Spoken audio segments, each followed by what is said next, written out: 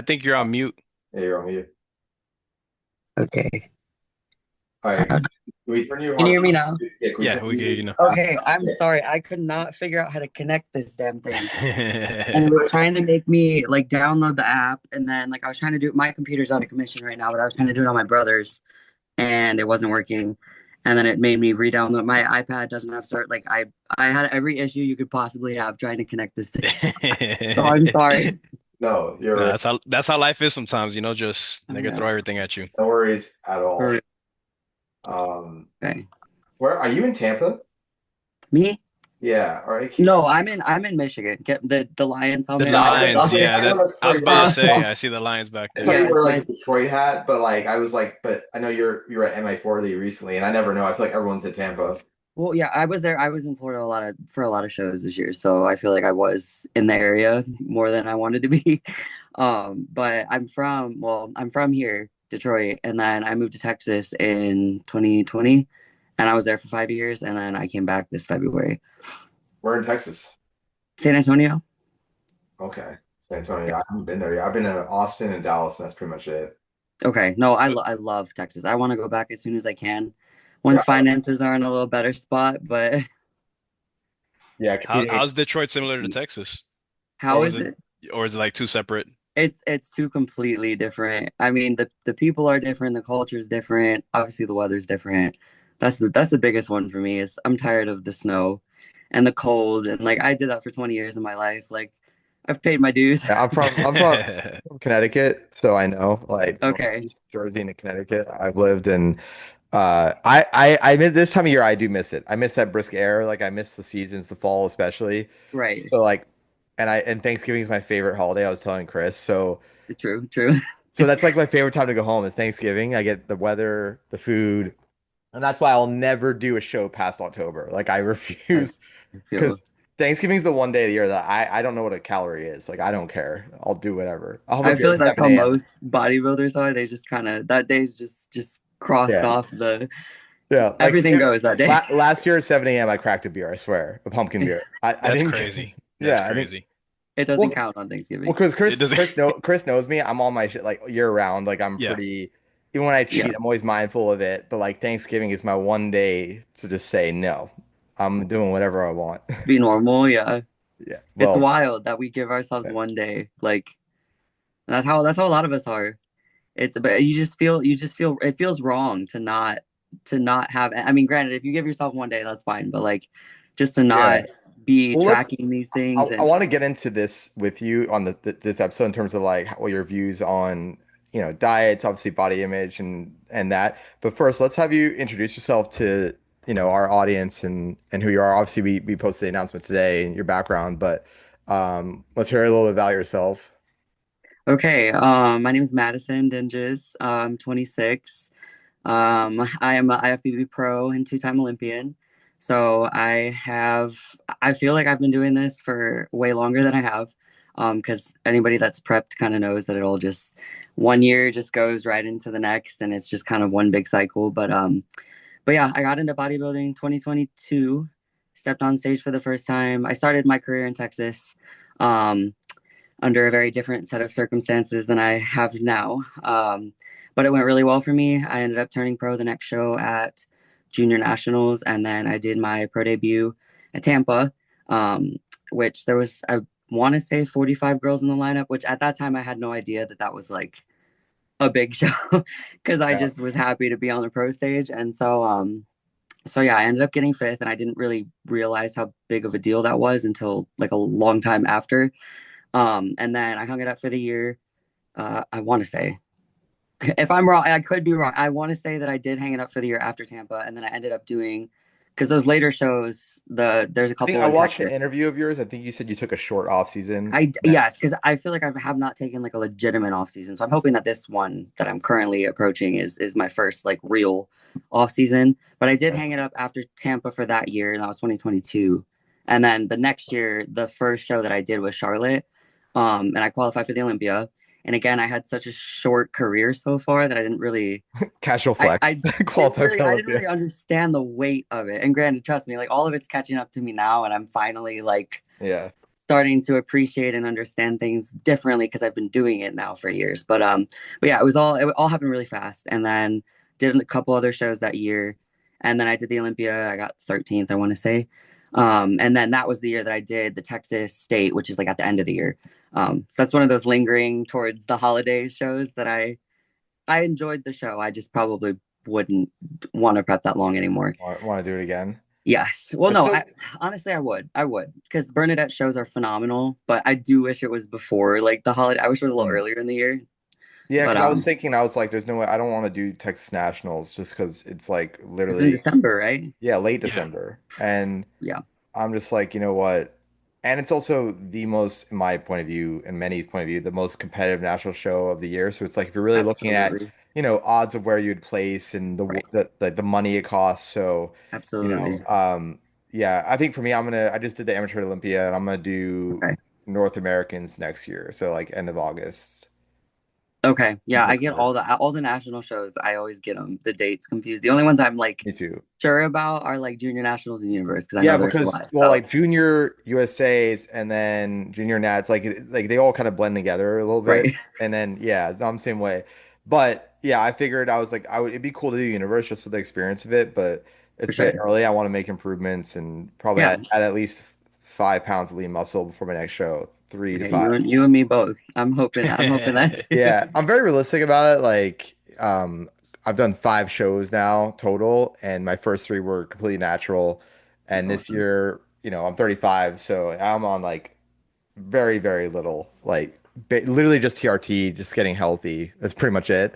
Right. And I've taught some of the guys I compete with, and it's just like, okay, I understand though that I'm still gonna be at a disadvantage if I'm gonna be that cautious on the PE side, and I'm okay that it might take me a little longer. But based on the feedback I got this year, like I don't need much. To be right It's there. right. It's little improvements, and I think that's what a lot of people lose sight of.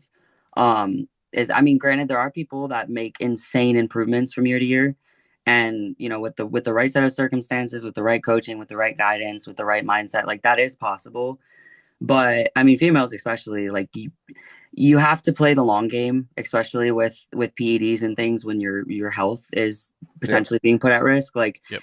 there's no reason to rush any of this stuff. And this is something that I constantly have to remind myself too, because it's the immediate gratification of wanting things like now. And especially having been to the Olympia twice, and then I can continue into explaining more about this season, but I missed it this year, and it really hurt. Like it put me in a really bad spot mentally for a little while. Um, but then you have to How do kind you of ground yourself from that? Like you've had a pretty fast career, right? So it's like a boom and then boom and yeah, then yeah. That's exactly how it felt. It took. I mean, I'm not gonna say that I didn't have every single type of emotion that you could possibly have this year. Like this year was a roller coaster. For a lot of different reasons, not just prep. There was a lot that I've had that I'm still kind of in the middle of just life wise. So yeah, that This that this long was, by the that way, novel right there. this was an awesome post. Oh, Like, thank you. really, I was telling Chris about this before you joined. Like, especially for someone so young to have this kind of mentality. mentality and strength to be able to admit these things and take the positive from it is really, really Commendable. is what, in terms of like what you're looking for in terms of longevity, and this is what's going to give you longevity. Um, there's a lot of athletes now who are sharing crazy transformations. Hmm. And then for some reason, maybe they'll do a show and they'll do really well, but then they completely burn out and they start to digress. They Right, regress, they regress, regress. Their body's getting tired. And right. it gets to the point where improvements are only as good as how you got them. So it's like people think it's as simple as making improvements or not. You made great improvements, that's a good thing. But making improvements isn't always a good thing. If you're making these drastic improvements and your body's starting to look really good really quick, but like it's all about maintenance and being able to maintain that Yes, look for a long period of time. So I think a lot of these people like I mean, I don't want to name names, but there's a classic guy who's been an Olympian who everyone had high hopes for this year, and he didn't even get the top 5 and the way he carries himself, and I know like what I've heard on the PE side, he's one of the ones that kind of pushes it harder, and it's a right, shame because he actually has a good physique, and I right. think this is where your maturity in terms of like your approach of timing is going to be so crucial. No, I appreciate that a lot because I mean it has taken, and I don't obviously, Instagram's a highlight reel. I'm not going to say Yeah. that I ultimately that post is embodies the terms that I've come to in my head about this season. So that, I mean, that's 100% truthful. I try to be transparent as I can be on social media. But I mean, it did, like I said, I've gone through every single emotion possible this year. And that's ultimately what has come of it. But it did, I mean, I was frustrated, I was bummed, I was down. I mean, it's hard. And I think one of the main lessons that I learned this year is like you can't take things personally. Like Hmm. this is a sport where it's subjective. You bring the best, and I know it's so cliche to say, but it's you versus you. Like you have to focus on the things that are in your control because as bodybuilders, we're control freaks by nature. And we want to, and I catch myself getting into this mentality too, where you're trying to nitpick and control every single little thing that you possibly can. And that's great. I mean, because we do want to be perfectionists Right. because ultimately that does, equate the more of a perfectionist you are, typically you're going to get things right. You don't want to be careless. But that being said, like there's such a vast majority of variables during prep and outside of prep that are just not in your control. Um, Physiological responses, right? Your physiological stress. There's stuff like internally Oh we yeah, can't control, like, hey, cortisol, go down. yeah, You yeah, know, yeah. you know. So Well, and a lot of times, the more you think, I mean, the more you try to control those things, I feel like the more the world pushes against you. So yeah, Yeah.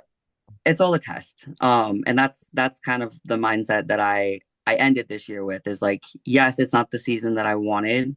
It's not the season that I had.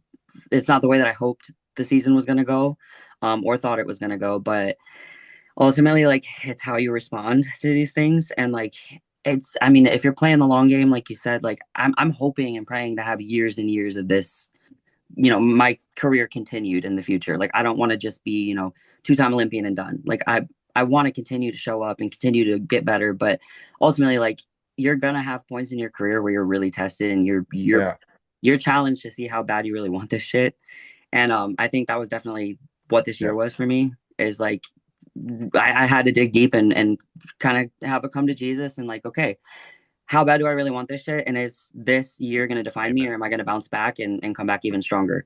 amen. So that's the plan. But like Off season, the funny thing is so you say it was a disappointing year, which I understand like in the context of qualifying for the Olympia, right? Which is the right? ultimate goal. But you did 5 shows and you were Yes, top five in all of them and you got three second places. I mean, that's like freaking I with know, That's really I good. know. and then look, I can say all I want about like how you should look at it as a positive, and I know you do in a way, but like at the end of the day, you also I get where you're coming from, and you have to feel those emotions. Like you have that one ultimate goal, and you didn't get them, Right. but that's a pretty impressive season.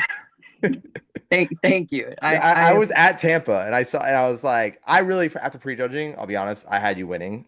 Uh, that one I think hurt the most out of all of them. That yeah, was the one that really really stung. yeah. Um, I don't know what was your feedback?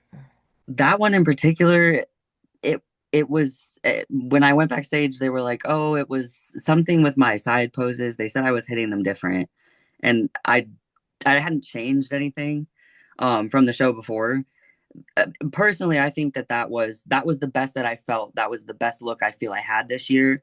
Um, I feel like after that, my physique started getting tired. Like my everything outside of prep was catching up to me, Yeah, stress wise, and but I felt on.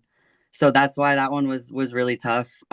Really, aside from the posing, I mean, there wasn't any like glaring things that they had said that I really took away. They were just like, "Oh, you changed your side pose," and I was like, "Oh, what did you you know, change I on the I side didn't post, I or you I, didn't? I didn't I didn't." So that's why I was a little bit confused. But I mean, that just made me kind of fine tune my posing even more for the next time. I mean, it could be because I've always had an imbalance in my back with just tight muscles and things. So I mean, they did say like they're thinking maybe that the side pose was affected by like my inability to rotate because of just tightness. Do you have So a maybe I back wasn't getting the pose? full rotation like I had been. I mean, It's gotten a lot better, but definitely Yeah. like that has been a major weakness of mine is having the imbalance in my back. Do you get Um, work? Do you get work done? I do, but financially, it's a lot. So Man, I'm doing what if I you were down can. here, if you're down here, my girl would have got you good. I know. And Oh my that's God. Yeah, his another girlfriend has thing. saved my life with the Yeah, amount of treatment I've been getting this year. It's amazing, and Well, it's and you notice a I so difference. I have You notice a scoliosis, difference. so I have a really bad back. Like I have damaged okay. discs and everything. I get nerve pain, so it's like for me to keep my back up, and I had an imbalance. I had to kind of fill in some gaps for this year, and so I definitely feel that. It's It's and then once it's in your head, it's always like that thing that yeah, you're like, okay, you kind of know that it's a weakness, and you keep. So it's improved, and like I'm happy with the improvements that I make, but I know that like I just need to give it more time and allow like the muscle maturity and density to do its thing, Hey, which you're still young.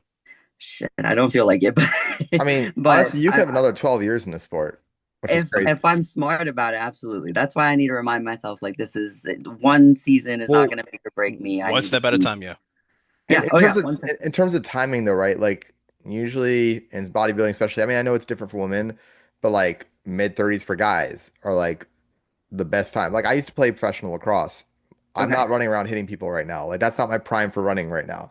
But my prime for muscle building and muscle maturity is my prime right now. Is to like right, you probably it's hard to say, but you don't want to peak too soon because right. know, um It's gonna be yeah, it's gonna be a long, 10 years if that's Journey. the case. Like I agree with that. So yeah, it is, and you're only somebody said I was talking to a friend, and an old teammate of mine, and he said something that really resonated with me. But he's like, your body's only gonna progress as much as it's ready to progress at any particular time. So like you can, force and force and force and push drugs and push this and if things aren't aligned the way they should be, just in all aspects of your life, like if you're constantly like forcing things, you're not gonna progress the way that you want to progress. Mm. So you really just have to take care of all those little things, and that's what I'm really trying to do this improvement season is make sure I do that so that I can progress and optimize right. the time that I have to improve. But also I'm not constantly working fighting an uphill battle, you know? Yeah. So plans for the off season in terms of, how you're gonna manage your meals, how you're gonna push, like what are your thoughts on your plan? So technically I'm at the end of like the health phase right now. So I'm pretty much come off of everything. I'm actually I have blood work scheduled tomorrow. So I'm gonna get that back and have my coach take a look at it and then make sure everything's in the right spot. And then once we've confirmed that, then we're gonna push forward into the off season. I honestly haven't, this is the first year that I haven't like already had a plan for the next season. Right. Um, I don't. I want to compete next year, and I had liked doing just in the 3 years that I've done this. I liked doing earlier shows because I feel like if my goal is to qualify, which it is, to qualify early and then actually feel like you have time to maybe make some improvements. I mean, granted, it's you're still in prep, but give yourself like because the first year that I qualified, it was Charlotte, which was in April, I believe. So I mean, I had from April to, and the Olympia was still later at that point, so I think it was November. So I had from April to November to actually technically make improvements. And so my goal is every time I step on stage, unless it's back to back weekends, I want to be better. I Yep. want to have improved something, whether it's just posing, whether it's whatever's within my control and within my ability to improve from show to show. I want to do that. So that being said, I haven't looked at the schedule. Granted, the schedule hasn't come out yet, but I haven't thought about the approach for next year yet. Still going to try to be, goals to be on the Olympia stage, but whether that's trying to do an earlier show or not, I don't, I'm seeing myself probably do again what I did this year and push it back later just because I want to make sure that I actually take the time to improve. I Yeah. don't want to come back next year looking the same. I want to actually make, significant progress because otherwise, why am I taking an off I season? mean, So, I get it because a lot of people they want that feedback as soon as they can get it, so they know that when they're in right, the gym they're making those improvements. But right, I guess you're also what you're sacrificing there if you were doing an earlier show is, I mean, every time you cut down for a Yeah. show, you stop kind of improving for a while. So Yeah. it's right, like I guess you just have to have that self-confidence through the extra time that you are making the improvements you know they want, right. regardless of hearing it from them directly. Yes. But that's exciting. That's I think yeah, if you're able to get exciting about the off season, you're probably already off to a good start, right? Oh yeah, no, I trust No? me. I'm a foodie, so like the fact that I mean, I'm still on a diet, but like I Yeah. just not being so restricted is amazing. So because I can eat, which is So a good and bad thing. But Well, so let's what's your talk about go-to? What's this. your go-to? Yeah. What's okay, your it's hard. It's honestly, if you are trying to, so in San Antonio, it was so much different because I had so many options.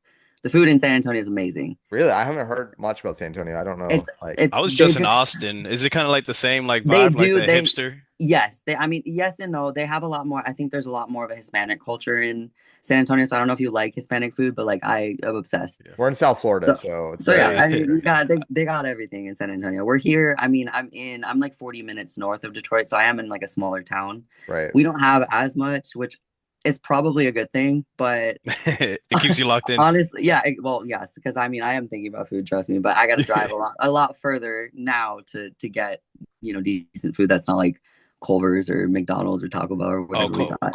Culver's is good though. That is the one I had last. My last cheat was Culver's, and I was not upset. I was Are not upset. you so But are you sweet go tooth ahead. or savory? Sweet for sure, sweet tooth. Like Why am I always the odd one out? I'm always no, I savory. feel like No, most people are like that, and I'm so really? jealous, honestly. Maybe I just know sweet tooth people. I Like wish I hated Yeah, sweets. for right. me, a bag of Because what? pretzels is like kryptonite comparatively to like a cupcake or a And cookie. that's amazing. Like I wish that I had that problem. You gotta be built. You gotta be built like that. We're all Like built the I other different. am day, not. it was like 2 weeks after my show, and I just wanted to sprinkle a few pretzels on my cream of rice, and I was like, hell yeah, goes with almond butter, right? Like, It does. The Anything sweetest goes with savory. almond butter. yeah. So it's just funny. I mean, I like sweets here and there, but I also don't need a lot of sweets to be content. Like I can have like a Right. little bit of chocolate with my coffee, and I feel good. Like I don't need to have a bag of, Moderation. yeah. Moderation is a difficult concept for a lot of us to grasp, So I myself included. Like, every year when I go home, I'm still like she'll get some like candy for the house, like for Halloween, and she'll yeah. still prepare all my brother, my sister, and I like our baskets, or whatever. It's like Oh, tradition, I and love it. but I will make that last for months, like if like a long time, and then I come home and my dad eats all my candy, and because my dad is the opposite, he'll just eat everything, and I'm like, Yeah, and if it's I, available, it's so much harder. yeah. It's there. It's Um, there, right? Instant gratification, huh? so I want to Yes. talk about like bodybuilding relationship with food. Because no matter how well you manage it, it's still something you have to manage. Like it's still on your mind.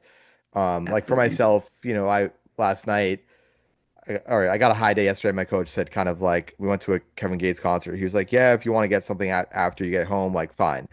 I decided to order. It was like a Middle Eastern, like just like chicken and rice bowl, and I swapped like 2/3 of the rice with just regular jasmine rice, so it was less Okay. like of the oily rice. You're so good. I And can't. then I woke up and it was a high day and I was only 0.2 pounds heavier than the day before. And it's just like decisions like that, like I make and then, you know, but again, I'm thinking about it and it takes up mental Right. space. So For how are sure. you managing, especially like on a female side, like how are you managing your cravings and your relationship with food? Um, it's been a roller coaster for sure, and I feel like with bodybuilding, there's a lot of do's and don'ts, and there's a lot of people in your ear telling you, "Oh, this is the right way to do stuff, and this is Yeah. not." Um, Unfortunately, I did have to learn some of those lessons the hard way. So, I mean, I had all the guidance in the world, like, oh, don't do this, don't, mess up your reverse. So, and I've done all of the don'ts, and I've kind of learned, in my own experiences, like, okay, this is probably not what I want to do next time. Sometimes that's what it takes, Mhm. but ultimately, I feel like I struggle less with the diet in prep than I do in the off season because the off season I know that if I eat that extra this or that extra that, like it's not really like I'm very goal oriented, and I'm very much able to adhere to like a plan. Right. But when there's any type of deviation or I have a little bit of wiggle room, I feel like that's where I struggle the most. So like I can go, and honestly, I've had two coaches, and both of them were very, I call them anti cheat meal coaches, which I'm fine with. But I feel like I do so much better with that because once I'm locked in and I know not to expect these things, like that's when I really Well, can you just want like parameters. You want, right. And yeah, I function, and everyone's different. Like I function really well when I have super strict constraints, and I'm like, do not eat this, do not do this, do this. Like right. that's how I function. But when I'm in the off season, that's when I really have to dial up the self-control because it's, all these things are available and you're like, well, I'm not really doing a show. So like, who's gonna know if I eat this extra. Well, it's a slippery slope. Right, right. Yeah. And then, obviously with moderation, like, yes, you can control a lot of things if you just have one, but a lot of people can't just do that. And I Yeah. struggle with that myself too. So like, Yeah. as far as just giving yourself like certain, like the cheap meals, or like when I have clients that I work with, and like sometimes if they're just lifestyle clients, like we'll have like certain days that are like, okay, on Saturdays we're gonna do, they have dinner with the family or whatever it is. So like you Mhm. have something to look forward to. Right. If you don't put those restrictions and those parameters, I feel like it's a lot easier to just kind of go off the deep end. But if you have set days, or if you have set workouts where okay, after legs I'm gonna get a cheat, or something that you can at least look forward to, it helps. But it's that It's like type the of, reward system. yes, for sure. Because it's hard, especially when you have the food in the house, like readily available. it Yeah. uh it definitely pushes you to have to keep yourself in check because it can get out of control really quickly. Especially if you work from home and you're like always around your kitchen, you Yes, know? Bro, yeah, on the computer The all Oreo day. Reese's came out. The Oh my, Oreo. do not even get me See that? started. So the Oreos and Reese's Pieces and that stuff, like that will get me a little bit. They I are do like that. anything Oreo, like I'm Anything done. I'm Oreo. done. Oreo and Reese's Look, Pieces, I look like absolutely. Oreo with the blue, black. I feel like You're I'm fitting the vibe. representing. Oh yeah, The oh yeah. problem I is, saw those in the store. I was like, I bought like 12 packs. Oh or shoot. the Oreo Coke Zero. I'm a big Coke Zero guy, so Me that too. got me.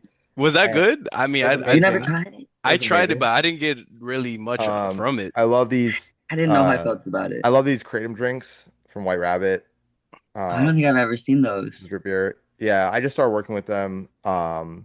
I'm gonna Kratom have to try. is Kratom is basically you gotta be careful with it because it is addictive. But Right.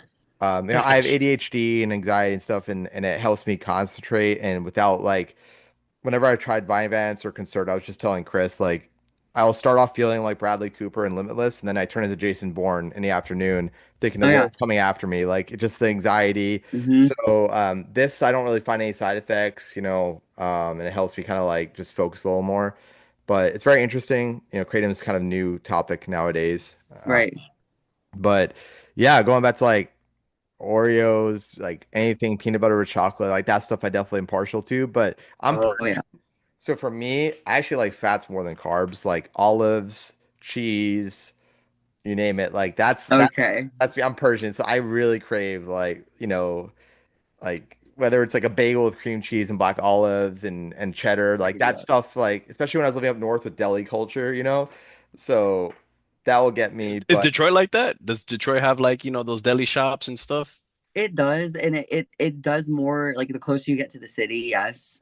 Because I mean Detroit it's Detroit, but they're trying to rebuild it. So I mean there's yeah, a lot more The food Lions have been doing options. really good, man. So Yeah, no, I know. I can't. My dad's been a diehard fan. He's a season ticket holder, and he's like ecstatic these last 2 years because they're actually like they're going to games and not expecting just to get yeah, destroyed. Right, talk about the opposite of instant gratification. To be a Dolphins right. fan like myself or a Lions fan, I mean, at least it's paying off for them now. yeah. Yeah, It's a Well, I'm a long-term Giants investment. fan, so it's gonna be a while for me to be happy. Oh, they're looking that's all good right. now, man. There's hope for you. If there was hope for the Well, Lions, there's hope that's for what the anybody. Giants do. They give you these brief moments of hope, and then they take it away. Yeah, you gotta really want it. They're trying to see how committed you are. It's so funny. I've been so locked into bodybuilding this season that I really have like completely forgot about other sports. And I'm like, it's kind of refreshing to get back into it. And then Right. all three of my favorite teams lose their best players to ACL in one day, in one week. And I'm That's like, terrible. great. I was about to get all hype about it, and now it's like, oh God. Yeah. So, oh well. Sports do. Sports rip your heart out. That's So the I that's the I fun of so it. I used to work for the Florida Panthers when we weren't good, and now I have season tickets. So I go to those games. Was at the Stanley Cup last, Stanley Cups. It was fun. That's awesome. Yeah, I only started liking hockey when I started working in it, Yeah, and then I started to appreciate it a lot more. I was like, it's actually a really good time, it's a very cool. My especially in brother person, plays. live. Oh Like you yeah, got to see it live. Yeah, and hockey's a obviously that great we're sport. good. It helps. It's more fun now too. It's true. That's always a plus. Yeah. So I had to ask. So you played softball, right? Yes, I played in college. I played softball my whole life, but basketball was like my first love. Mm. Doesn't really help that you're 5'2", so not ideal. But I did love basketball, and then I kind of transitioned in high school. I mean, I played both So my whole life. is this you? I Oh gotta God. ask. Yes. Oh wow. He went to the archives, huh? Oh, is Yeah, this? Oh, yeah. This is when I weighed like 105 pounds. I This was was like this future was my two-time high school. Olympian. Oh How, yeah, how, this how is far are you my high hitting it school. now? How far are you What's hitting that? it now? I literally was telling my sister like last week. I was like, "Can we please before?" Well, granted, it's probably too cold now, but I was like, "Can we please go to the batting cages before?" Because I want to see if I can still hit, if I can still make contact. Like I'm not even trying. Although I feel like if I got a hold of one, I could probably hit bombs now. Look at that Yeah. Before technique. I was not and I was actually fast. Look at that. I'm Look like, at I'm watching. This was the highlight. There was a company called College Bound Jocks, CBJ. And they made like highlight reels for this is like before like social media was huge. But yeah.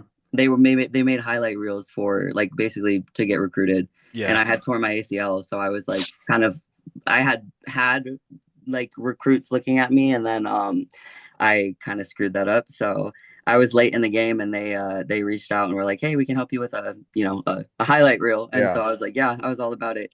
But no, I do miss that part of me because I mean it's once an athlete, always an athlete. So I feel like that's what's it's also it's and now the fact that I'm still able to be Yeah. competitive in something is great.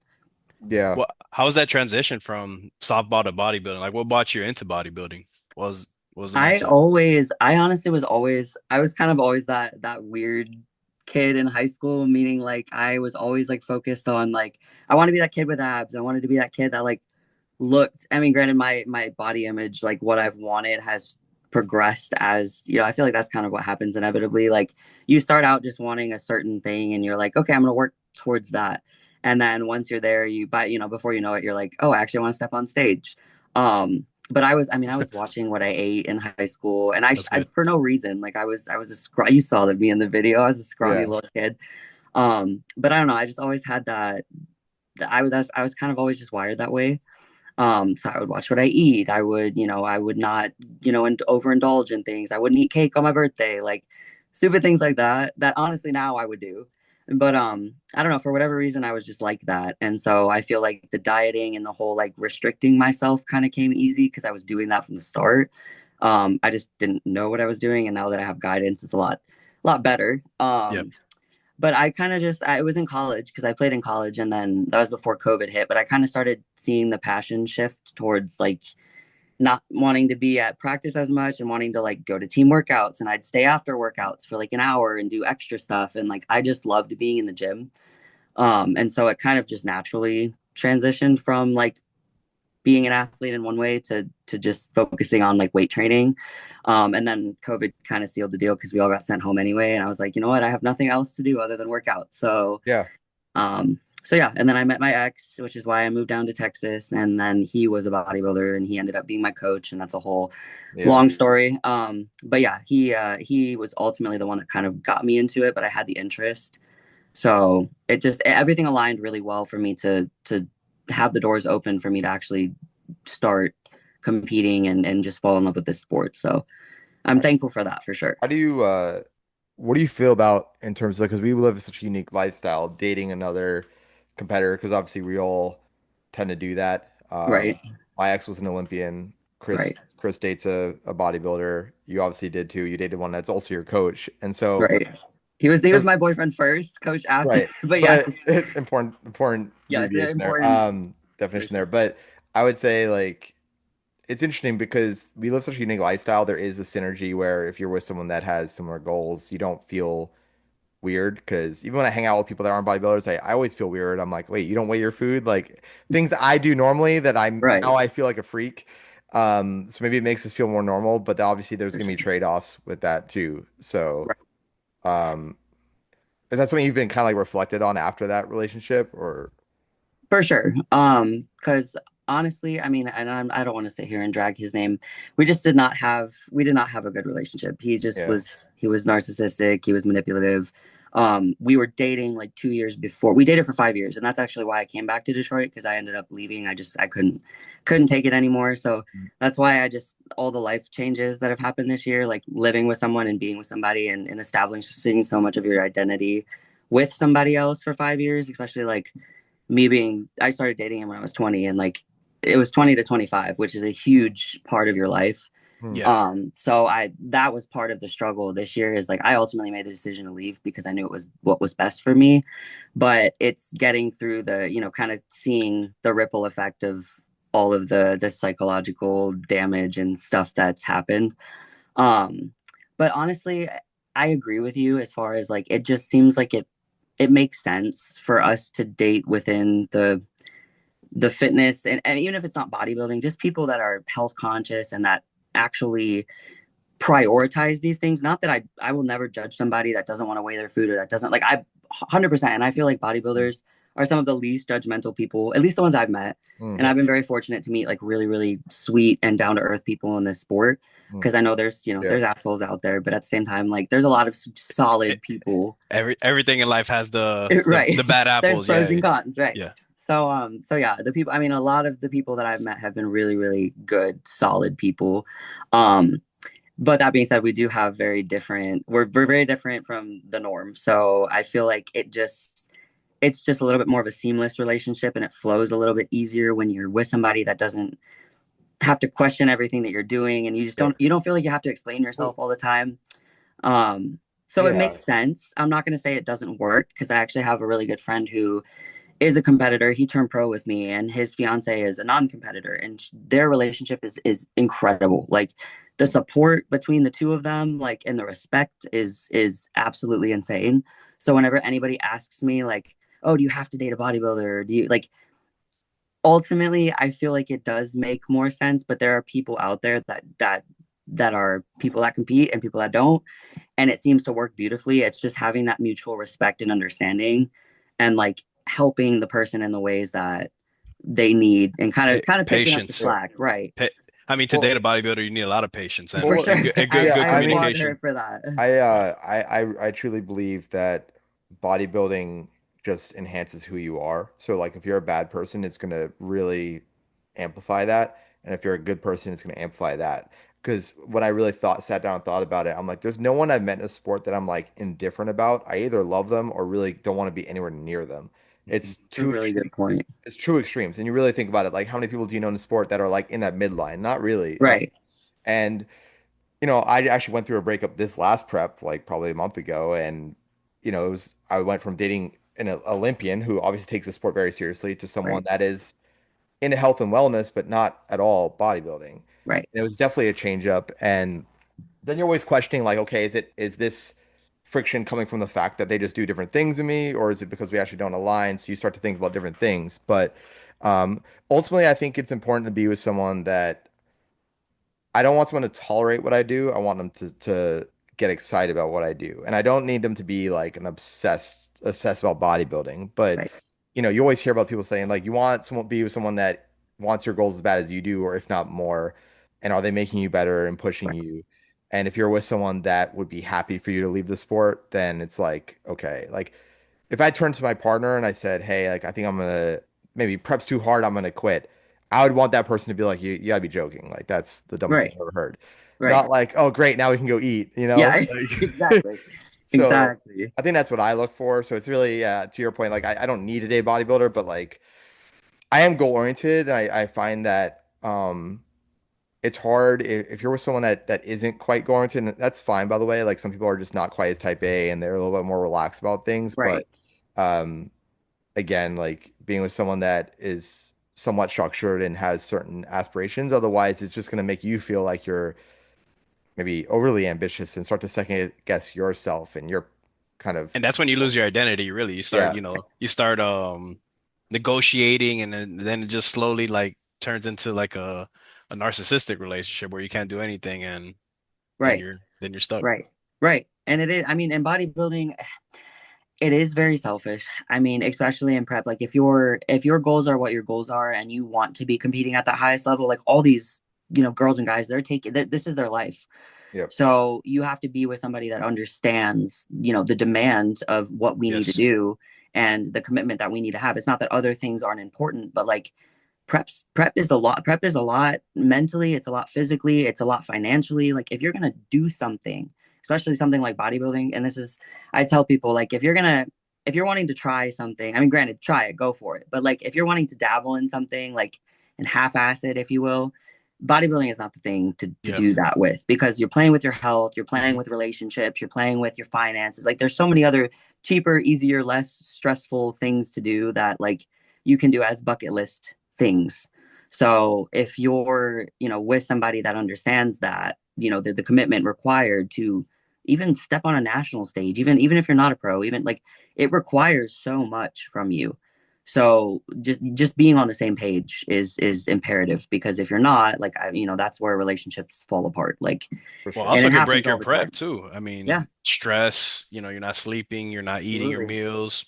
It all ties together. You know, absolutely, yeah, and I'm generally a giver, so I tend to give a lot to the people I'm with, and I think a lot of my relationships have been me giving a lot, and then I think this time around in my prep, I was like, you know what, for once in my life, I'm going to be a bit selfish because it's only going to hold me back, and I think it's fair to be selfish a little bit sometimes. If you're never selfish, you're never going to get anything done at the end of right, the day. So I think it's just finding the right friends and partners and people that are okay with that balance. The way I handle, I mean, I take my off season incredibly seriously, but I'm very good about knowing where I'm willing to kind of bend on things. right. And I think with prep, yeah, it's you just got to lock in. And if you don't do it right, it's not really fulfilling, right? So you No, can't half-ass definitely prep. not. You can't half-ass prep. No, you can't. Not if you want to get anything out of it. And you just Yeah. keep setting the bar higher for yourself. So like Yeah. you just have to keep, I mean, if you're somebody that is goal driven, like you're continuing to chase that next level. Yeah. So it's not like you can really slack, or be lax at any point, because once you've achieved something, it's like, okay, like when you turn pro, it's like, okay, cool. I feel like I'm on top of the world, but like now I'm at the bottom again. Like what's next? Right. Yeah, you're Right. constantly searching for like that thing you're chasing, Right. And it which just keeps getting yeah. getting higher and I higher, know. right? So you're never gonna be, I mean, realistically, you're always gonna be chasing something. If you're not present, then what do you really enjoy? Right. For you, outside of bodybuilding, what are some goals you have? To kind of figure out because I have a lot of different things that I'm doing, for, financially right now. So I mean, I'm personal training, I'm online coaching, I do posing, I actually do competition suits, which I love. I'm a graphic designer by trade, so I went to school for that. I have a bachelor's in graphic design, and it's something that's kind of just been collecting dust on the shelf. I did a lot of like design work for my ex and for what is now his company and his coaching. I built his templates, I built his website. So I've done things that are within the industry, which is kind of what I wanted to do. I wanted to find a way to bridge Right. the creative side of me and also like my love and passion for fitness. My goal is to kind of rein it in a little bit and figure out that, not that I have to have one thing that I'm doing, but I just have so many different things right now, and I feel like I want What's to your know which competition one. wear? What's the competition suit company? It's the Suit MD, which I going back and forth with taking the Instagram, with adding to the Instagram. I'll just not post for months, Are and you then designing the ones that you've been wearing? Those are designed by you? yes. So I sew everything. Like I sew them by hand. I That's sew them crazy by because hand. oh my God, I thought this suit is so cool.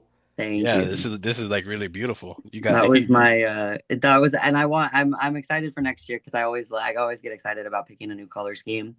Yeah. But that one was my favorite one for sure. Yeah. And The it was the Phoenix same one you looking won. one. You wear that quite a bit, right? That one? Well, that wasn't the plan, but yes, because I didn't plan on doing 5 shows this year. But my goal from the start was to have like a different suit every show. And obviously, if you've looked at my page, that hasn't happened. So because they do Um, take quite a bit of time, well, and definitely a lot of work. some So people wear it. Like I know, Leanna Janamore, she's a pro that came on our pod. She wears black a lot, like in I bikini. like the black. And I think black looks really cool. If you're like, especially dark featured, Right. girl, like, so if you find a look that looks good on you, sometimes making that one look your trademark is powerful too, you For know? sure. For sure. So, Because I recognize suits. There's girls that I followed before I even yeah, started bodybuilding, and I've seen them on stage, or I've been on stage with them, and I'm like, hey, I remember that suit from years ago. It kind of does, and everybody has their own style, which is cool.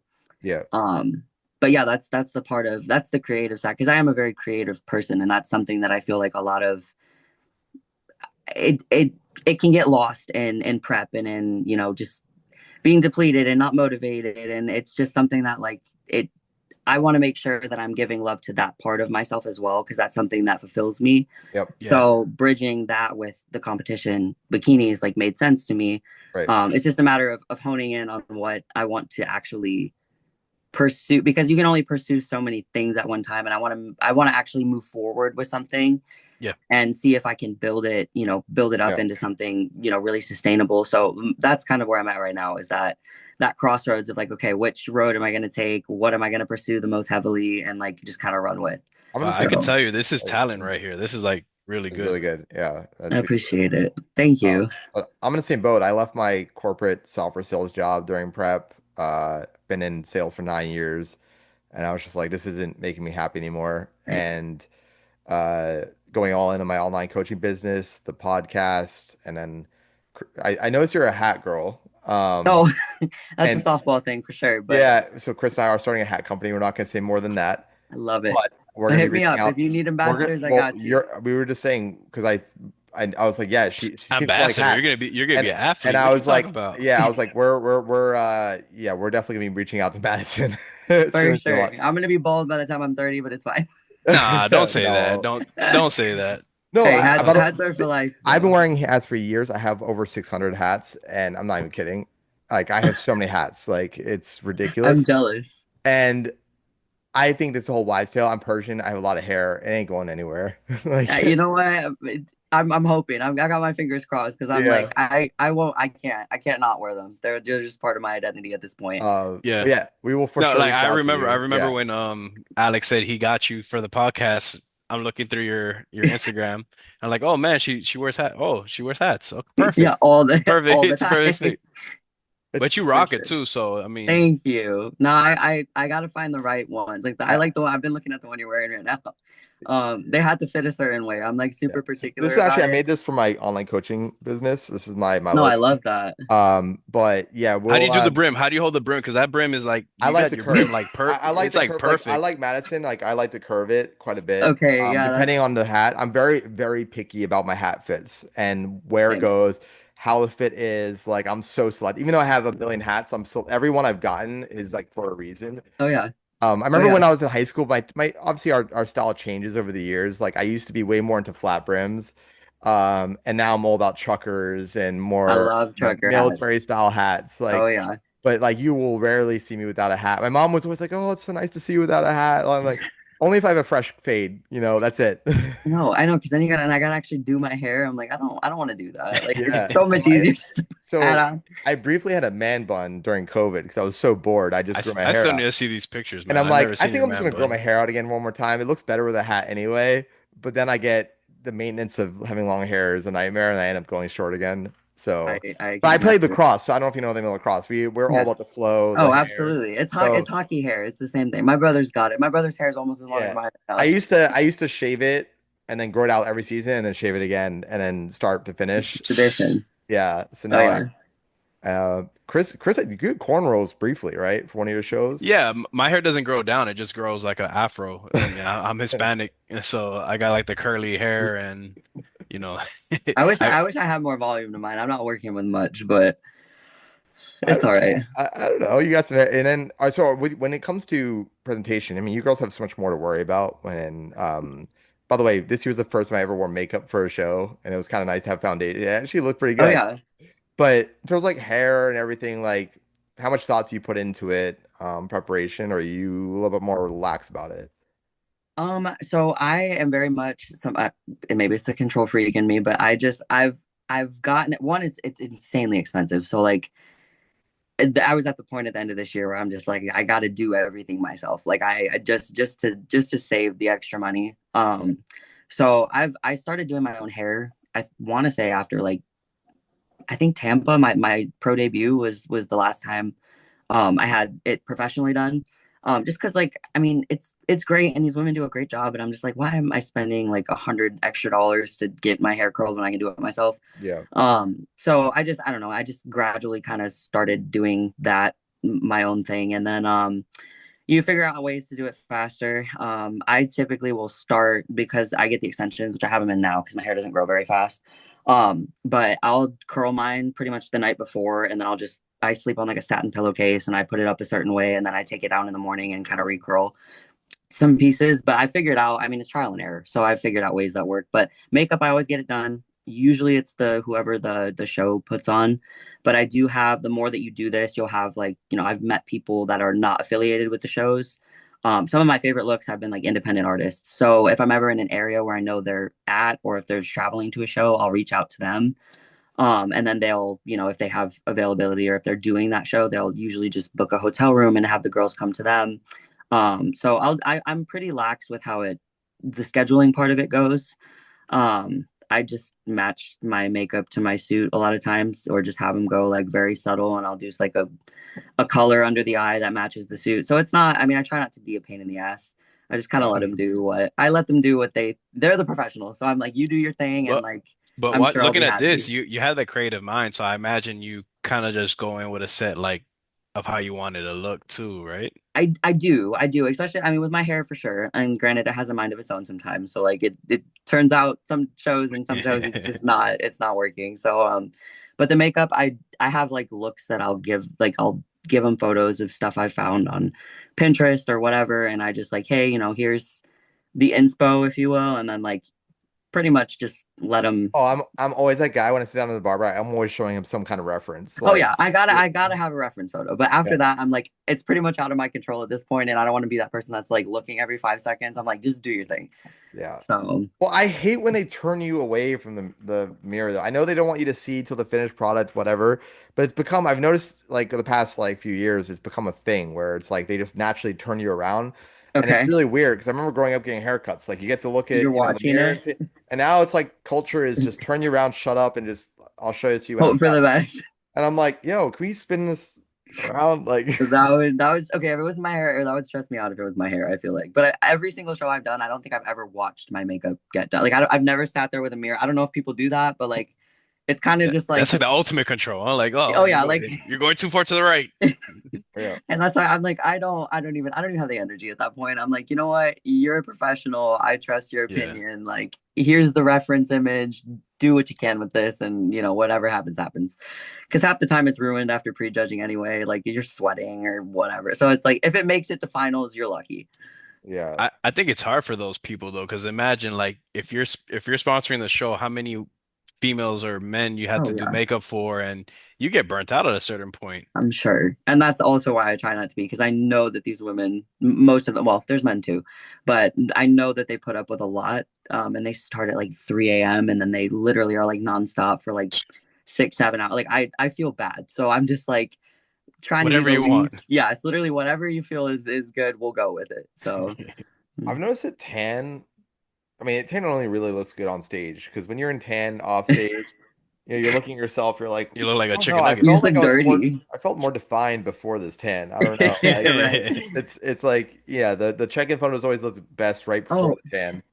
And then absolutely. I'm you glad I'm really, not the only one, because I feel like that every single show. I don't know if it's my skin tone yeah, or what, but before I put the tan on, as soon as the tan goes on, I'm like, where did my lines go? Like exactly. I just look washed You out, need and the I'm like, lights. You need the lights for that. And then yes, being in Vegas, the glaze just wouldn't stick because it was so dry. Like I had to put so much more on because my the regional show I did was in South Florida, so obviously humid. And right. then going to Vegas, I mean, my hands were like bleeding as soon as I landed. It was just like my Dang. body It was gets dry. everywhere. Ugh. And the only cool thing was though, it was much easier to dry out. I mean, usually I'll go to bed the night before a show being like, I hope this water comes off in the morning. And I wake up, I'm like, all right, good, I'm on. This Right. time, like 8:30 p.m., I'm like, wow, like I'm good. Nothing Step left. on stage. There's nothing left. So it was definitely I do you what other considerations do you put in like go through when you're picking a show? Like how strategic are you about like location? We went through timing a little bit, but uh Um, honestly, I try not to do that, because I feel like that is a slippery slope when you're like, so many people put so much thought into, okay, I'm going to do this show because I feel like this person's not going to be there. I feel like this person's going to be there. Like I feel like when you play that game, it just never works out in your favor. Like just pick, and that's just a philosophy of my first coach, but it was more so just pick a show that aligns with basically just the timeline. Obviously, if there's one that's closer, that's easier to get to, if you're going to save money, like that's a huge, reason to want to pick those shows. That's why I picked Chicago as my first one, because knowing that I moved back here, like that's really that, and Detroit and Pittsburgh are the only three that are drivable, but Detroit doesn't even have like I don't even it doesn't even have any women's. I don't Really? know. It Oh, doesn't because have yeah, for because Europe. they're It promoted by Hostile and Yes, Hostile. and I know it's a new show, so it might in the future, which I'm hoping. Granted, I don't want to be here for that many more years, so hopefully I'm elsewhere by then. But I don't really pick them based on location or who I think is going to be there or judging. I pick them based on where I'm at in terms of how realistic it is for me to get ready, and it's more of a timing thing. So like if my goal is to make it to Olympia, I picked earlier shows because I wanted to have that time to improve. But last year I wanted to take a little bit of an off season, Right. if you want to call it that. So that kind of pushed my timeline back, and then Chicago fell right in that like 5 month sweet spot of me starting prep and having a new coach and being like 23 weeks out. I was comfortable with that distance, and then obviously I was hoping that I had enough time to get it done, and I didn't. But that's why I had picked that one. But yeah, I think there a lot of people overcomplicate it for themselves, and like ultimately just it goes back to the control within your control thing. Like pick shows that make sense to you, but don't get caught up in the whole like, oh, I think this person's going to be there, I think this judge is going to be there. Like just do them because it makes sense for you, and it's going to Yeah. cause you the least amount of stress, and it's not going to condense your timeline or be an extra amount of money that's not even fathomable. Like just do what makes sense, and things will align if they're supposed to align. People always Yeah, talk about. Sorry, go I ahead, never Chris. understood that. Yeah, I never understood that mindset because I mean, regardless, whatever judge is gonna show up, you don't know who's gonna show up. Right. So it's And like it's literally what are you comparative. chasing? Like, It's Yeah. more than that. It's like, you're assuming that they're going to show up at their best. And it's like right. for you to run from a show because someone might show up, it's like, well, what if you end up not doing that show? They come and they're only at 80%. And Yeah. you're like, well, damn, I could have beaten them. You just never Yeah. know. Our show is so, I mean, it's so specific to a very specific time for people to be on. Right. And I think like so many people that push off going for their pro card, right? They'll be like, I want Yeah. to wait till I'm pro ready. I'm like, well, first of all, there's no such thing as pro Mhm. ready, like especially in today's fit bodybuilding world. Right. And it's like, why would you want to delay shooting your shot? Right. You never know. What if you get injured? Right. Anything can happen. So I'm always like, if you're doing the right things and you're doing what's best for you, show up. Like, Absolutely. yeah, Absolutely. And it gives you the other thing is like I know a lot of coaches that'll kind of just they'll put their clients into prep, but they don't have a specific show picked out. And I think that's also dangerous because it you can slip into complacency so easily. Where if you pick a show, like pick it, commit to it. Obviously, if things happen or if you're not ready a couple weeks out, then yeah, bump it back. That's fine. There's no big deal. But it's people that are just like, oh, like you said, competing when you're ready. Like you're never yeah, gonna feel like you're ready. If I waited till I thought I was ready, I would have never gone on stage in the first place. right. Like I do thank my ex for that because he's like, dude, you just need to do it. Like you're not gonna feel like you're there until you do it, and you're not gonna know if you love this shit until you've actually competed. And I mean that's one of the greatest things he's done for me because I mean it took off from there, and I would have been too scared to even step on stage for the first time. So it really is just like a matter of just commit to it and go for it. Like don't worry about And, the and stuff if that's you out of if your you don't control. show up at the all-time best, it's fine because you get feedback from judges and they love to see improvements anyway. So you show back up in a couple of Absolutely. weeks and you show them those improvements Right. and now you have room to actually improve. What's the Right. worst situation is when you show up your best and you're like, oh, you're dead last, and then Where what are do you we gonna do go with from that? here? Like, Right. Yeah. so that can really mess with people's head too. For So sure. it's all perspective. And I mean, I like to work backwards if I have an ultimate goal. Like my ultimate goal until just now was to get to the amateur Olympia and look my best. So I'm doing the math. I'm like, okay, want to do a regional somewhat close because I don't want to. I want more time to make improvements. I took an 18-month off season because I really needed it, and I was able to put about 10 pounds of muscle on, and Awesome. I wanted to show that like 7 pounds muscle, and um, I wasn't gonna be able to do that if I was just like I have to do this one particular show. I looked at it more like a target range. Like, okay, Right. the amateur was in October. I'm gonna look at like August, September, Yeah. and then what shows are there, and then go from there. Because for me, anyway, if I have one show that's on my mind, then I always freak out about like if I get injured, if I start to feel bad, I'm like, Right. shit. And then you have that pressure of, well, I already posted about doing that show and people are expecting me to show up. Right. And so sometimes like find that happy medium of like it's more of a target range and Right. it's not the end of the world if that date isn't going to work for you. No.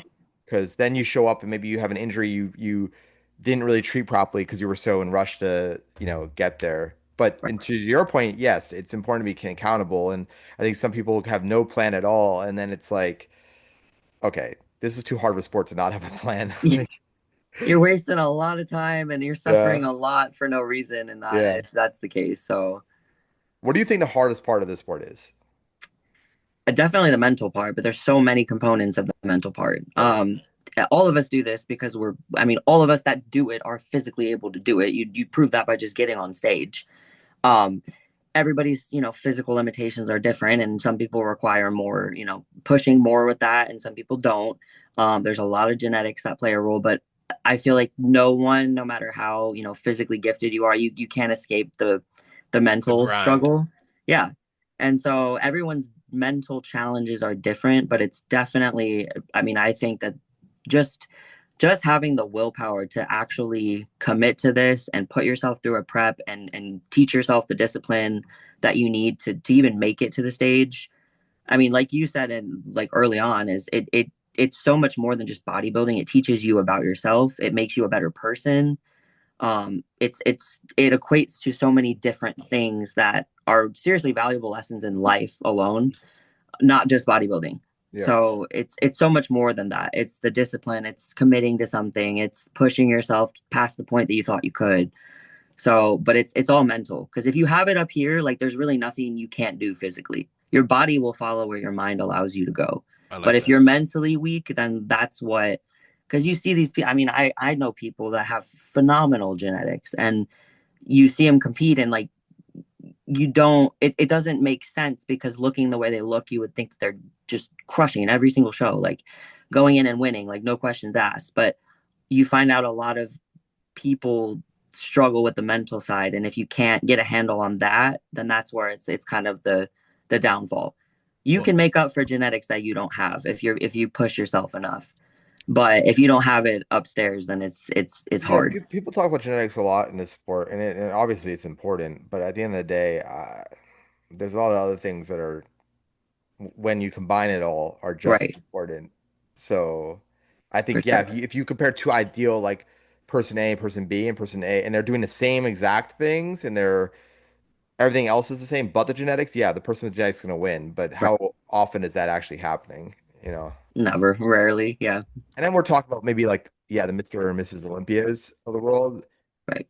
There's a lot of tiers under that where, Yeah, for sure. yeah, exactly, where you're not even going to see the genetic component yet, really. No, and it's not, and you don't even like, and that's because yeah, I mean, I'm not a big person. I was never a big body. Like it doesn't matter. It doesn't mean you're not capable of these things. Now, if you told me 3 years ago that I was capable of getting to the Olympia, I would have laughed at you. The But that's the thing. little softball girl. It's right. You saw the video. Like I'm like this big, and I'm like, what? Like it it doesn't seem like it's doable, but it's anything's freaking doable if you condition yourself mentally to push that much. Like it's if you can overcome the mental part and not let it break you, because prep will try to break you constantly. And you just have mhm. to keep like overcoming that. It's a constant battle of just overcoming the little things like day to day. And if you can do that, like you will surprise the hell out of yourself. How do you keep your mental in check? It takes a lot. It's more so just knowing what knowing what I should be. I know what I should be thinking, but a lot of times in prep, your mind kind of goes haywire. So it's keeping those core values and those core like things that you need to abide by in order to have a successful prep, and then reminding yourself even when you're consciously doubting or letting those demons kind of creep in. It's going back to those fundamentals that are it's pretty much just checking the boxes. And if Mhm. you know what you need to do, even when you don't feel like you're doing it or like things are aligned completely, if you just know and you can remind yourself that what you're thinking is not reality, your perception skewed, you're just having a bad day, like just keep going. I feel like there's so much power in that So being because aware, you gotta be aware of your thoughts too, and yes, catch them before you yeah, go and down aware that of the fact spiral. for sure, and aware of the fact that your thoughts are not always reality, especially in prep. So like Do you do anything proactive like journaling or things like that to keep these things in check, or is it more instinctual? a lot, I Instinctual. mean, I don't know about instinctual. I would love to say it's instinctual, but it does it does take a lot of work. I don't journal as much as I should. I'm somebody that does love to just like put my thoughts. I mean, as you saw in the caption that I wrote, I'm Yeah. more so like I'll write things down on my phone, I'll write things down in my notes. I would like to have a more organized way of like doing that. That's Um, considered journaling, though. I mean, we always have our it's phone very on us. chaotic, but yeah. Yeah.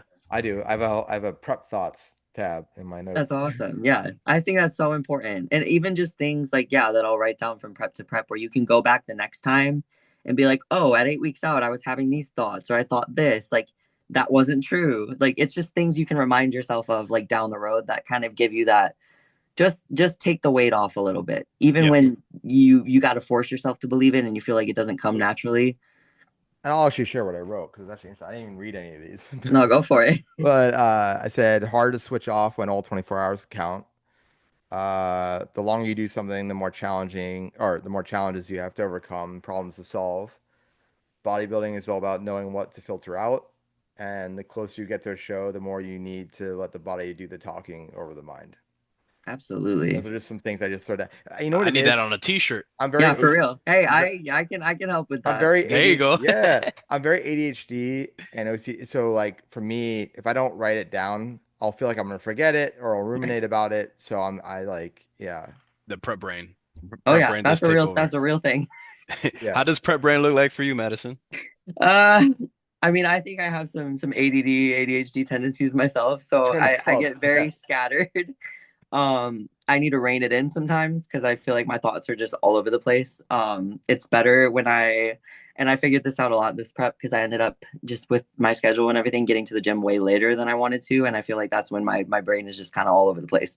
But it's literally a brain fog. Like it and people I heard people talk about it and I didn't actually get it until I experienced it.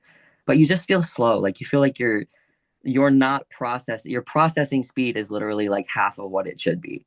And you're aware of this and it's frustrating, but it's like you just Because can't put your thoughts. thoughts are Yeah. faster, but you're like body's like, what do I Yes, do with you're my like in hands? everything's in slow motion, but you're like, I know I should know this, or like your brain's trying, but like things are not, it's just taking a while. There's a delay with yeah. everything, and it's a I real thing. So I feel like I drop things a lot. Like I'm just like grabbing something to drop out of my hands, and I'm just like slow you just reactive to forget how it. to Oh my work. God, Yeah. I drop so much shit everywhere. I forget how to human as we Yes, become a yes, robot. I forget there was I can one relate. bigger girl. I think it was she goes by like the Donut Queen or something on. Oh, Stephanie, I love her. Her Yeah, donuts, Stephanie. by the way, are freaking, or not donuts. Her she makes brownies. Yeah, I need to get her on the podcast, Her brownies are amazing. but she because I remember she was at Tampa with you, and she made a really funny reel where she was just dropping everything in prep, I do and remember that. I'm like, wow, I didn't even think about it, but that's exactly what I'm doing on a daily basis. Oh yeah, oh yeah. And the worstest one is one of your meals that you already have Oh made, and it's just yeah, like yeah. I All goes weighed dropped one. out overboard. I remember I perfectly. dropped You just one like cry. face down on. I One was tier. like, Oh, that's terrible. yeah, it's the worst. Because you know how it is when It's you make a meal in prep, you're like, you're just salivating for that meal, oh, salivating for the meal. absolutely. You're just, oh man. No, I actually liked my meals this prep. Like a lot of it, I had never ever like mixed almond butter with rice and chicken before, Oh, and I'm that's a like, hack right and I there. put cinnamon on it.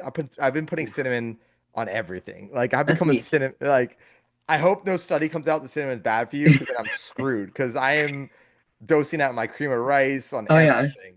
Sometimes my chicken. You know coffee. how many weird looks I've gotten putting like cinnamon and stevia on chicken? People are like, "What are you No, I doing?" haven't tried that. I haven't tried putting stevia in my food Stevia. yet. Stevia is my vice. Like I there probably are studies out there that's telling me that it's destroying me internally, but Well, I I as soon as I heard love it, I was stevia. like, oh, it's natural, huh? Like, and I was like, okay.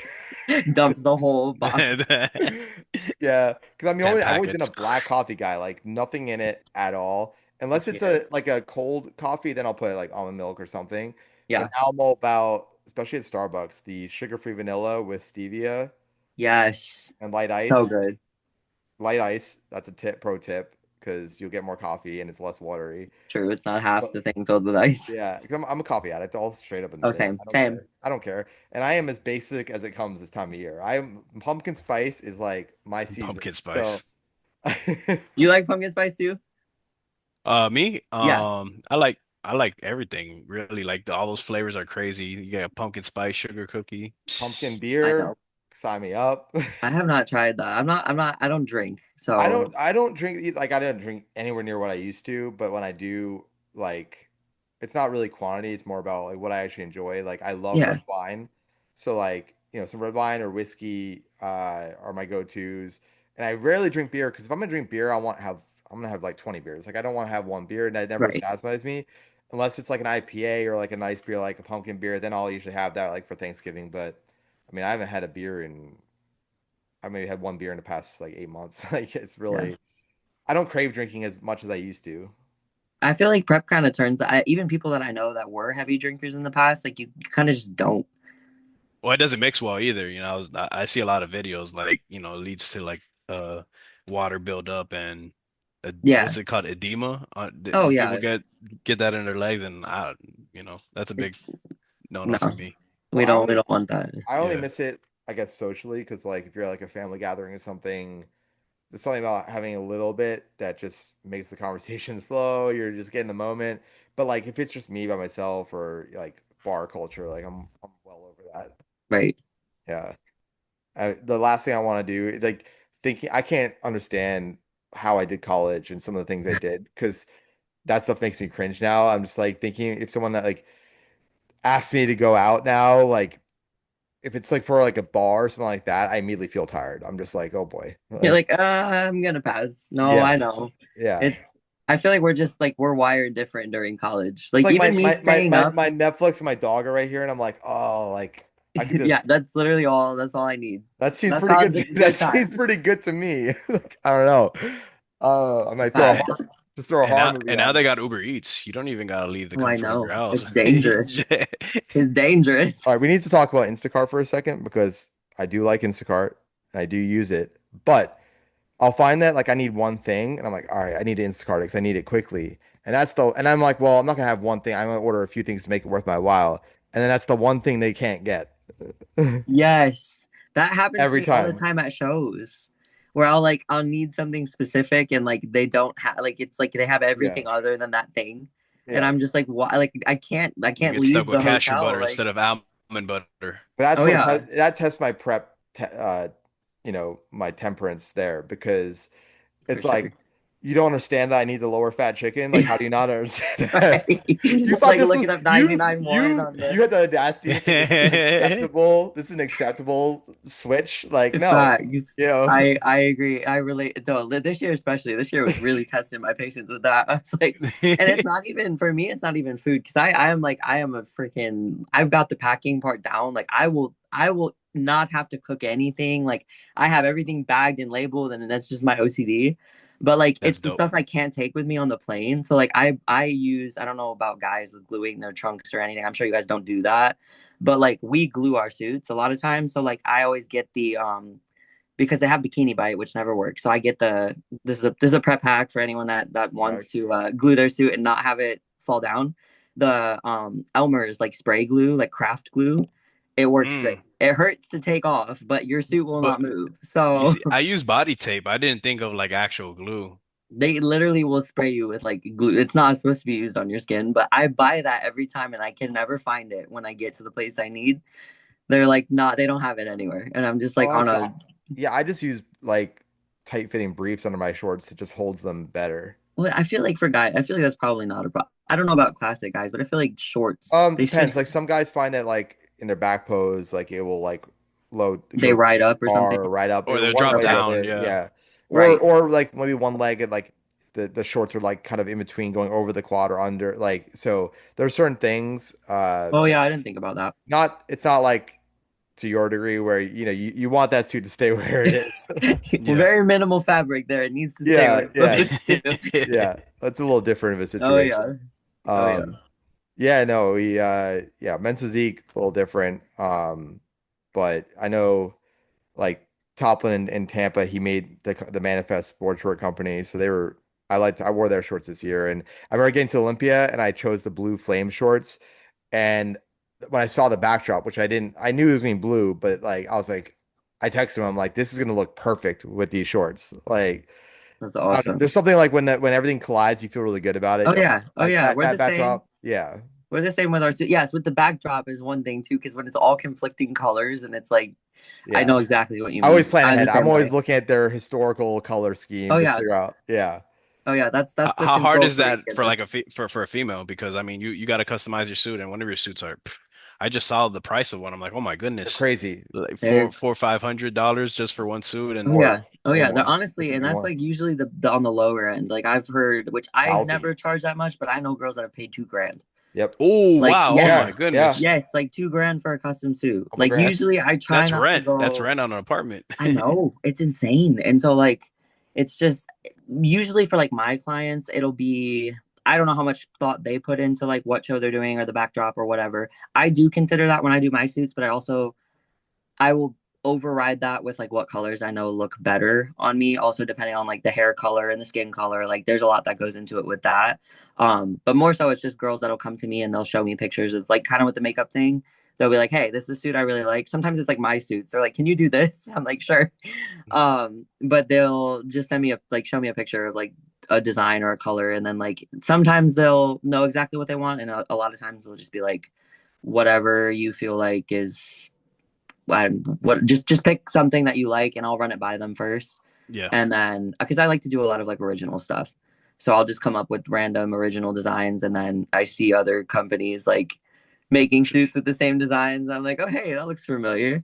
Uh, The suit but MD guys hey, I follow. appreciate it. I will do. I promise I will try to update my page because I've been terrible with that, and I've made like probably a dozen since I've posted about any of them. So I have like I'm way behind on posting with that. But So I mean, your Instagram is starting to get a lot of traction now.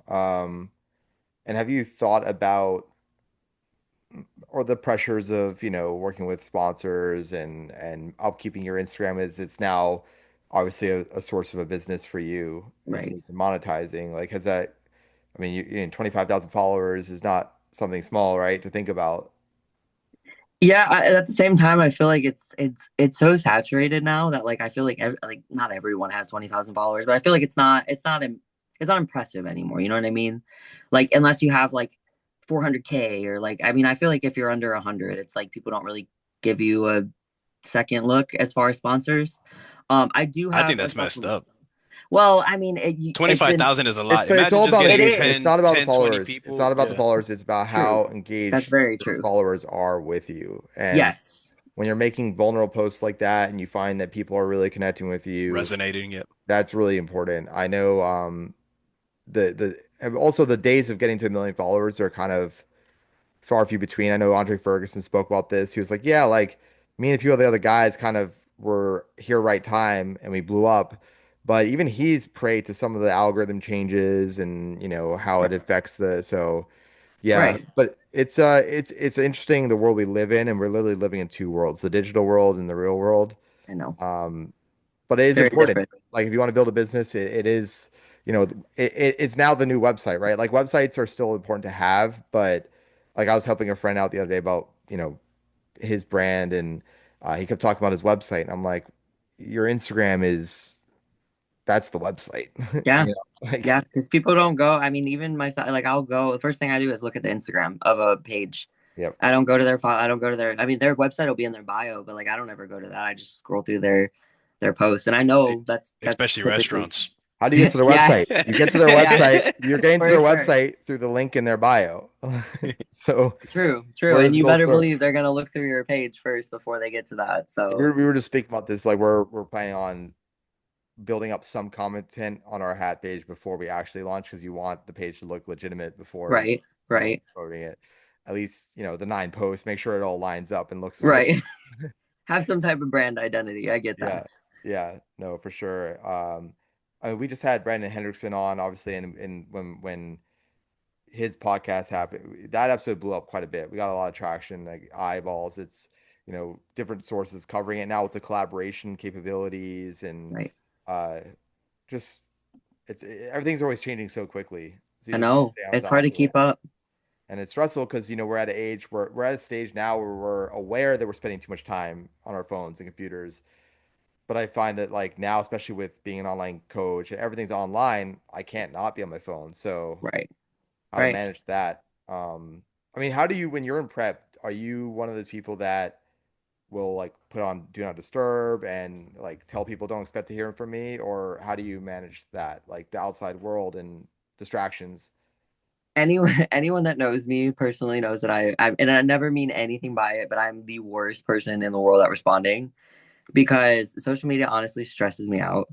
And I have found just through doing these preps, I've found that the more, especially maybe towards the beginning, it's not as big of a deal, but when things start getting really hard, some people are like they lean into that and they're making more content and they're posting and they're doing all these things, which is great. And I really do admire that. And I wish that I was at a point where that was something that came naturally to me. But I see the further that I get into prep and the more kind of hyper focused and tunnel vision I get, the more I shut the world out. That includes social media. And that's something I'm trying to work on because I know that I will go dark for, months at a time sometimes. And there's no, negative intention behind it. It's just like I am in so much of a better spot mentally and I can be so much of a better athlete when I'm just focused on my shit. Because there's a lot of noise on social media. There's a lot of, people that you find are doing certain shows and oh, these are the predictions for this. And I try really hard not to feed into that because a lot of time like you said it before is that like your physique speaks for itself. So like I want to do the work and I want my physique to display everything that I could have said. I don't want to say I've never been one for, trash talk and, kind of the hype before the hype. I'm somebody that like I don't genuinely believe that I'm capable of something until I do it. And then I'm like, okay, Mm. hey, like we're on to something here. Yeah. So the confidence thing, I think, is something that plays into it because I've never been like an overly confident person and I will fully admit it. I want to be more than anything, but I doubt myself a lot in a lot of different ways. So that's something that I'm working on. But that does make me more susceptible to like the noise on social media. And I feel like when I shut that out completely and just don't go on it, don't worry about, figuring out who's doing what, like just keep doing you and keep checking your boxes and worrying about your prep and being the best that you can be. That's when I'm the most successful. That's when I truly feel like I'm aligned and I'm on and I don't have any outside factors affecting my headspace because it's hard enough as it is, like mentally. We're in our own head so much, and Oh then yeah, you get someone 100%. else Like I got in a your million head, voices and going on in here anyway. Like I don't need extra shit that, yeah. it helps me. And I know that there's a lot of people that can balance it and I want to get to that point. But right now, I fought it for a really long time of like, oh, I need a post, I need to be on, I need to be doing this. And then finally, like the last year and a half, I was like, why? Because I'm jeopardizing me. I feel like just my output as an athlete. And so I'm like until I feel like I can do both really well consistently in parallel, I feel like I'm doing myself a disservice by just because this is what I'm supposed to do, focusing on, oh, I need to do this, I need to make this content instead of worrying about my prep. Yeah. So that's something that was hard for me to really come to terms with. And But I think separate, yeah, the two. right, right. But I think everyone finds their own way of balancing it. But don't feel like you should just because this is what you see as the norm on social media. You have to be posting about this and you have to be documenting every phase of your prep. Like you don't. If it's truly taking you away from your prep, then don't focus on your prep, worry about the outcome, and then post about your success later. Yeah, I think people just need to be honest with themselves. Like either Yeah, 100%. this is a detractor or it's not, and you'll know. You'll know Right, yourself. I think right. people just a lot of times people just lie to themselves, Yeah.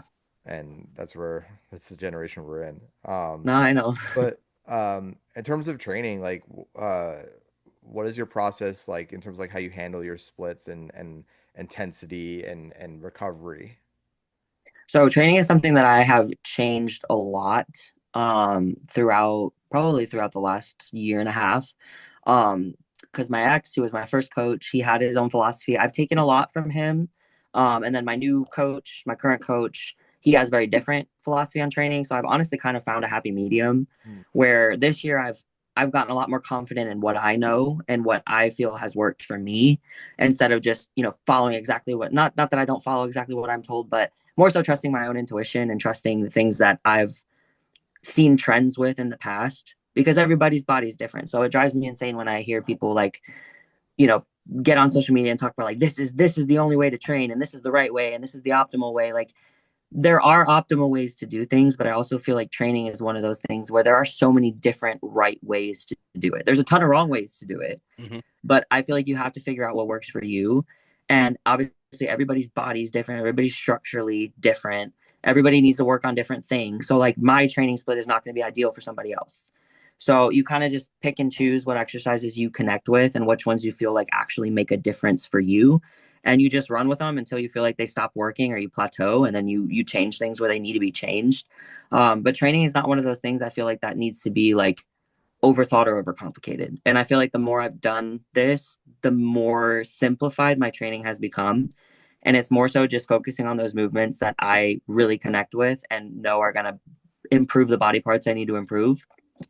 The other thing is recovery, which in my college days I was awful with. I was in the gym like 7 days a week, and I'm sure Mm. everybody goes through that phase The where they're overtraining. like hardcore, got to be in the gym 7 days a week. Like I felt awful taking a rest day. I felt guilty. Like I was just thinking about. And granted, like I love being in the gym, but now I actually appreciate you learn to appreciate these things. Yeah. So I appreciate the rest days. I make sure that I'm giving my body the recovery that it needs. Body work is something that is super important, something that I really want to take more seriously this off season. Not that I didn't take it seriously before, but I just I'm financially glad it was you hard. realized that at 26, because I can tell you at 35, like getting out of bed, like when I go home for the holidays, my mom says she can hear me walking down the stairs, just like everything, That's how I feel now. Yeah, yeah, it definitely gets you. And going back to the college days, we felt invincible. Our bodies just could handle so much more. Yeah, for And sure. then, I mean, being a bodybuilder, you become so in tune with your body. It's very interesting because like if I have one drink, I'll know. Like just like you just anything different with your body, it's so especially around the prep time, it's so Right. sensitive. It's amazing. Like, I mean, I remember we went out after our show in Vegas, and I mean, I got a burger. It wasn't like super crazy, burgers and fries, and I just felt like I had an entire water balloon in my stomach. Like it was the most uncomfortable feeling ever. And I was like, I I've been didn't, there. Sunbalm. yeah, it was not good. But I think from like training, going back to, again to knowing who you are, like if I'm kind of an OCD person and I would write down every detail of every lift, even as far as like the angle I was in, Mhm. the tempo I was in, everything, and everything was laid out the way. And I finally had to just rip the cord on that and go Yeah. completely without even tracking because for me, I found it was limiting because I would like actually stay away from certain exercises just because I knew it'd be a pain in the ass to log. And it sounds nonsensical, but like I just found Yeah. that I need to feel a little bit freer in the gym and also just let myself go by, hey, this is what I'm feeling How right you now. feel? Yeah. But it takes Yeah. a long time. You really do have to have the experience to get to that point where I know I'm still going to be productive in the gym. I still know my body really well. And it's still important I did log for all that time, but Right. you do get to the point where maybe logging isn't for you and maybe Right. you need that. And I've actually started enjoying training a little bit more now, because I feel Right. like because I was also on my phone too much because I'm logging at my phone and everything and I'm like, you know what? I just I want to know it. train. I just want to Right. train. Right. Yeah. So No, that was there's a ton of truth to that for sure. Yeah. I do want to quickly thank our sponsors. This podcast is brought to you by Wolfpack. We align with their mindset of never average, always a wolf. Use code Let's That, check out and make your mark. Madison, it's been a pleasure having you. You know, I know you're bad with your Instagram because I was messaging you a few times to get you on. I finally had to go backdoor through a comment to get you to see it. I feel so, and I again, anyone that's ever DM'd me, please do not take it personally. Like I'm trying really hard to get better at Yeah. this. This is something that I really want to challenge myself to do moving forward. But like, it's never personal. I promise. I'm just Yeah. terrible, terrible at responding. I'll get back to it eventually, or if you just You bother got me enough, this. I swear I'll get back to It's all good. I mean, at the end of the day, like with especially how Instagram is now, it kind of there's like folders of different you. Oh types yeah, of it messages. gets lost so easy. It just gets buried, and then it's It gets buried. And but I'm glad and if you do want to get in touch with Madison, she does see your comments clearly. So for sure. um and but well, yeah, we're gonna be in touch about the hat stuff. Don't worry. I'm excited. Yeah, it's gonna be cool. After we get off, I'm gonna text you. I'll give you a bit more info about like what we're Okay. working on. But yeah, no, it's been a pleasure. I think this was a great conversation. I hope our listeners get a lot from this. And we would love to have you back on in the future, after a few more shows and get kind of an update on how things are going. Um, and I'm sure you're gonna be at the O next year. I really Fingers do. crossed. I mean, Fingers crossed. but a hell of a season. I know it wasn't what you wanted ultimately, but I mean, I was at Tampa, so I can say firsthand that you looked incredible there. And Mhm. yeah, no, I think the future is bright. Let's uh let's take a quick snap for Insta group shot. What are we doing? Are we? Just anything. Just yeah, we're just doing um cool, Madison. Well, I Well, will yeah, I'll text you about the hat thank you for stuff. coming on, Madison. Thank you guys for If you're having ever me. in South Florida, hit us up. For We're sure. And also, yes, hit us up because I would love for my girl to do some work on you, and at no Literally, charge, at no charge. that would be amazing because I need it. Like Yeah, I'm beyond the point of it's bad. So she could use she's the got her reps work too. cut out for her. she's She good. could use the reps too. So All right, fair enough. She's really good. Yeah. Awesome. She can make it hurt or make it feel really relaxing. It's either one. No, So, you know you're signing up for body work. I'm like I want to be crying, I basically. want to be crying. Basically. Dude, it sounds like um, a torture chamber. all right, Matt, well, have a good holiday season too. And, Thank you. we'll be following along and supporting you. Obviously, anyone that comes on our podcast is a friend. So, we'll be pulling for you and we're excited to see what's to come. Yeah, thank you. And likewise for you too. I'm excited. I'll There's keep watching your guys' journey. Thank you so much for having me. I really appreciate it. All right, absolutely, be you're safe, welcome Madison. anytime. If you ever have anything to say and you want to come on, you're always welcome. Will do. Thank you so much. All right, Madison. Okay. All right, bye. Bye.